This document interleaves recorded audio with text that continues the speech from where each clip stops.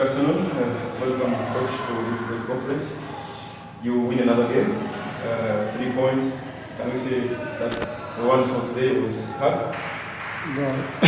Of course, it was very hard because first, what I want to say is about our opponent today, Marine. This year, really, they play very good football, and I saw beginning few matches before. And this team deserve place on the table where they are in this moment, and style how they play and how they react on the field. It's much more different than last year, and for sure they will make a lot of good results and a lot of problem for other teams. Nobody will play easy against them. For your team, you play like after 3 days or 4 days. How are you doing the recovering? That's our biggest problem. Today is 17 days, and we, from the beginning of our participation in the Rwandan League, 17 days, actually 24 of November, today is 10.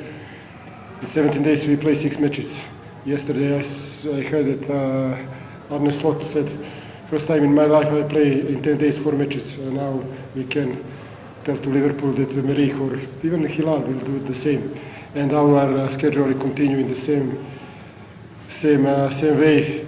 It will not be easy to pass, but okay.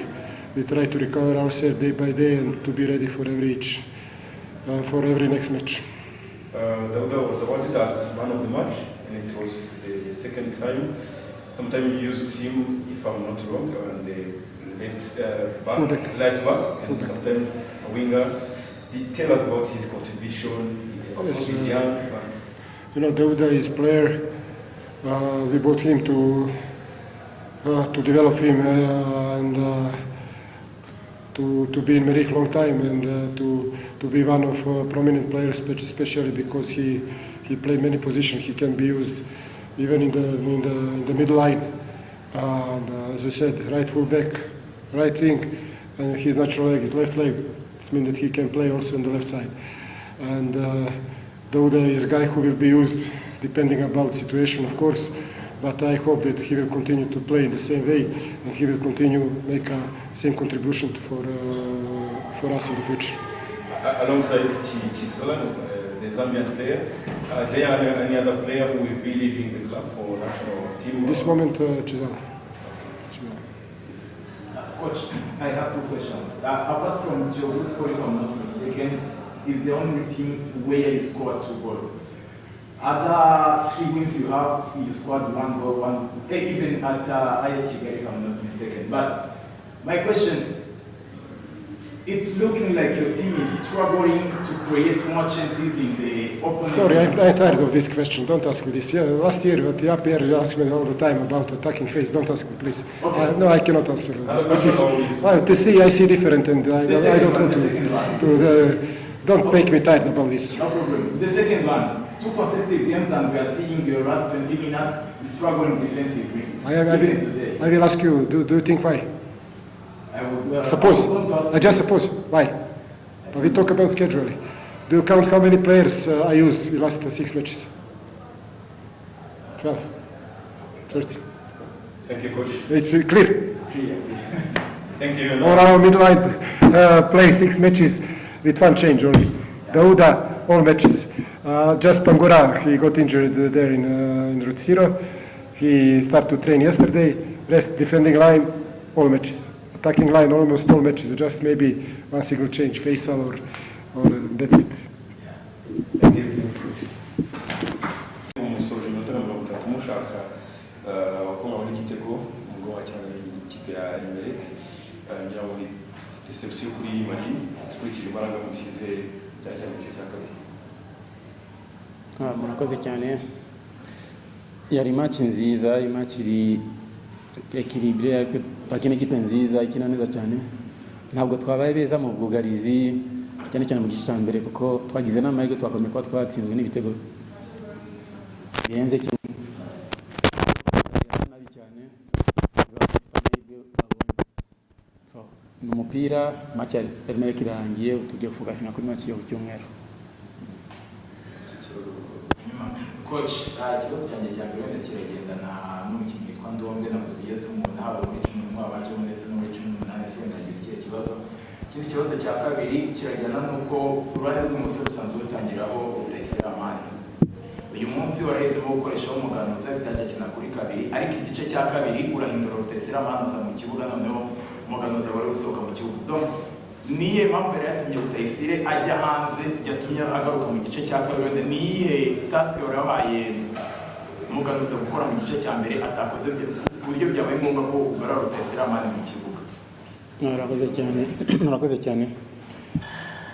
Uyu munsi twagize ibyago, umukinnyi witwa Bobo yapfushije papa we, twari twazanye inaha, biba ngombwa ko asubira i Rubavu mu gitondo.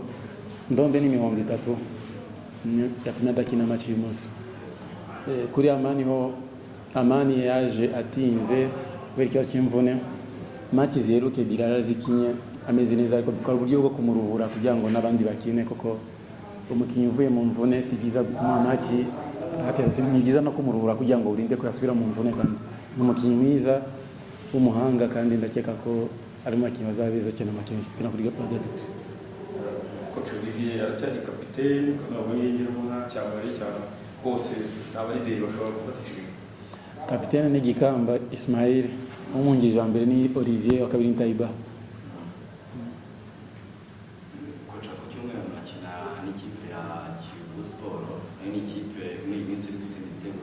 kandi n'uyu munsi bigaragara yuko mutsinzwe, kandi byanashobokaga yuko mwatsindwa n'ikindi gitego. Gute mugiye kuprepara match ikurikiraho ya Kivu? Tuzitegura kuri dutsinda ibitego byinshi. Ni ikipe nziza nk'uko bivuze, ifite abakinnyi bakiri bato banyotewe gukina shampiyona icyiciro cya mbere, ko harimo bavuye muri deuxième division mu Ntare, nta kibazo afite ejo hazaza heza. Ni ikipe bakinira hamwe nka ekipe, tuzi Kiyovu icyo ari cyo nicyo isobanuye kuri Marine. Izaba ari match nziza cyane. Murakoze. Ngere tubaha ikaze, tubifurize gukomeza kugubwa neza mwese mukunda siporo nyarwanda. Tubaha ikaze hano kuri Kigali Pele Stadium, harangiye umukino wahuzaga ikipe ya Elimeleke ndetse n'ikipe ya Marine. Ni umunsi w'ikirarane, murabizi neza yuko kubera ibibazo by'intambara by'umutekano biri kubera mu gihugu cya Sudani, byabaye ngombwa ko amakipe amwe namwe muri Sudani, yaba ikipe ya Elimeleke ndetse n'ikipe ya Al Hilal yose aza gukinira mu Rwanda imikino ya gicuti. Ni muri urwo rwego imwe mu mikino rero bari kugenda bayikina kuri iki gihe. Yakubwira yuko mu mukino usojwe ikipe ya Elimeleke birangiye itsinze ikipe ya Marine igitego kimwe ku busa. Ni igitego cyatsinzwe hakiri kare cyane mu gice cya mbere, biza no kurangira ikipe ya Marine ije kwijajara biranga. Ni ikipe ya Elimeleke mu buryo bw'imikinire bigaragara neza yuko iragerageza gusa naho yubakira umukino wabo, ariko mu bijyanye no kurinda yuko batsindwa igitego bwo ni mu buryo bwo kudefanda byanana n'umutoza Darkonovic, umutoza wanyuze mu ikipe ya APR. Abantu baramuzi, ubwo yari ariyo rwose yari ikipe igoranye cyane kuba wayitsinda igitego, bwo bikaryanana nyine wenda n'abakinnyi bamwe na bamwe idafite, nk'uko n'umutoza wabo agenda bivuga. Bari buzi kuba batakaza abakinnyi bagera kuri 2 bari buze kwerekeza mu makipe yabo y'ibihugu, mu makipe ari buze gukina igikombe cya Afrika.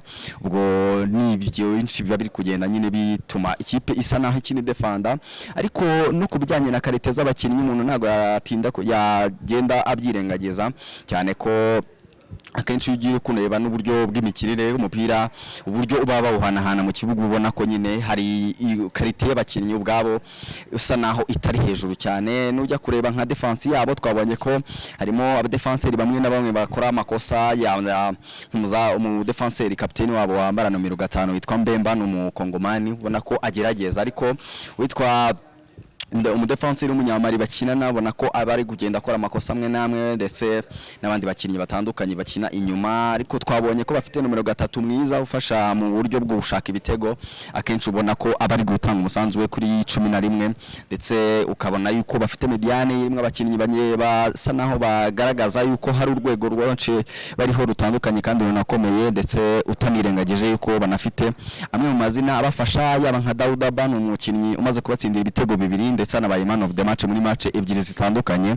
Ikindi umuntu yavuga nuko bafite umukinnyi witwa Nicolas, umukinnyi w'umunyamadagascar, n'umukinnyi wamaze kutwereka yuko ari ku rwego rw'abakinnyi beza hano muri shampiyona, binatuma nyine ikipe ya Elimeleke isaha n'isaha iba yagutsinda igitego, nubwo bigoranye kukigutsinda ariko nayo kugira ngo uzakitsinde biragorana, kubera ko ni ikipe akenshi twabonye ko ifite abakinnyi benshi bari kwifasha mu buryo bwo kudefanda, bya bibazo by'amakosa y'abadefanseri ku giti cyabo cyangwa wenda ikipe bari gukina itaba efficace cyane, kuko nka match y'uyu munsi ikipe ya Marine yari ifite abakinnyi bari kwifasha gushaka igitego, ariko ukabona ko uburyo bakereye imbere y'izamu ari buke ugereranyije n'uburyo bamara bari gusakaraza umupira mu kibuga hagati, byanatumye banabazwa umutoza nkuko muri kuno no kubibona muri interview umutoza Rwasamanzi Yves nawe bagenda bamubazaho bati ku ikipe idakereye uburyo, avuga ko hari abakinnyi bamwe na bamwe nyine adafite, yaba nka Sultan Bobo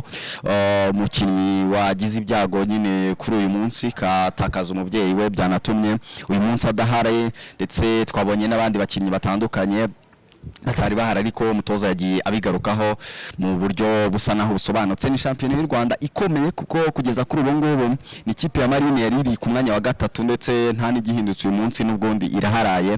Ubwo ni mu gihe tugitegereje imwe mu mikino ikomeye iribuze kuba iba muri iyi weekend. Ikipe ya Marine iribuze kubikurikiza ikipe ya Kiyovu Sport, ni match izaba ikomeye, ni match izaba ku cyumweru, ndetse iyi kipe ya Kiyovu Sport ni ikipe imaze gusa naho nayo itwereka yuko ifite abakinnyi bafite inyota yo gukina shampiyona y'icyiciro cya mbere mu Rwanda, ari nayo mpamvu match zimwe na zimwe banitwaramo neza ndetse bakanatsinda ibitego byinshi. Nka match ikipe ya Kiyovu Sport iheruka gukina yatsinze ibitego bigera kuri 4, binagaragaza yuko nyine ari ikipe ikomeye ndetse inatanga umusaruro mwiza mu gihe ntabishatse, kuko hari match zimwe na zimwe bagiye batakaza tukibaza impamvu, ndetse tukanabaza cyane cyane umutoza hari ingingo Francis impamvu ikipe ikereye uburyo bwinshi ariko bagatsiba bakora match zigera kuri enye banganya ubusa ku busa, ariko umutoza nawe byatweretse yuko yabikosora kandi bigakunda. Ubwo ni ikipe ya Kiyovu Sport izabikina n'ikipe ya Marine ku munsi wo ku cyumweru. Ikipe ya Elimeleke nayo cyo nakubwira nuko igomba kuzagaruka mu kibuga akina n'ikipe ya Magaju, ni umukino bagomba kuzakina ku cyumweru n'ubundi hano kuri Kigali pe. Ikipe ya Elimeleke iribuze kuba yakiramo ikipe ya Amagaju, n'ubundi ni shampiyona bari kuba bakina, ariko imikino yabo bakayikina mu buryo busa naho ari ubw'ibirarane. Ubwo rero tuzaba tubakurikirana n'indi mikino igiye itandukanye. Ku munsi w'ejo kuwa kane ikipe ya Al Hilal yo mu gihugu cya Sudan n'ubundi izaba ikina hano kuri Kigali pe, ikina n'ikipe ya Bugesera, ndetse uvuye aho ngaho ku ikipe ya Bugesera bazaba bakina ikipe ya APR n'ubundi nayo izaba igaruka mu kibuga ku munsi wo kuwa gatandatu. Ikipe ikina n'ikipe ya Gorilla, ikipe ya Gasogi United izakina n'ikipe ya Police ku munsi wo kuwa gatanu, ndetse hari mu yindi mikino ikomeye nk'ikipe ya Rayon Sport izaba ikina n'ikipe ya Bugesera ku munsi wo ku cyumweru kuri stade ya Bugesera. Ni match navuga ko ije mu buryo busa naho bugoranye cyane, ikipe ya Rayon Sport ikiri kurwana naho igarura resultat zayo.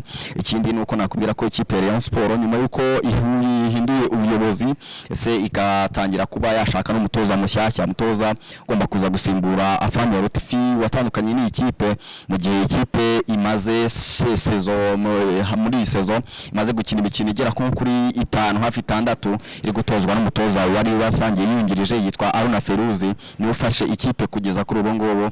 Bibikana ko nyine nabo bakiri gushaka umutoza mukuru, ndetse nk'amakuru uko agenda asomera abantu nuko ikipe ya Rayon Sport igomba kubona umutoza wayo bitarenze ku munsi wo kuwa gatanu.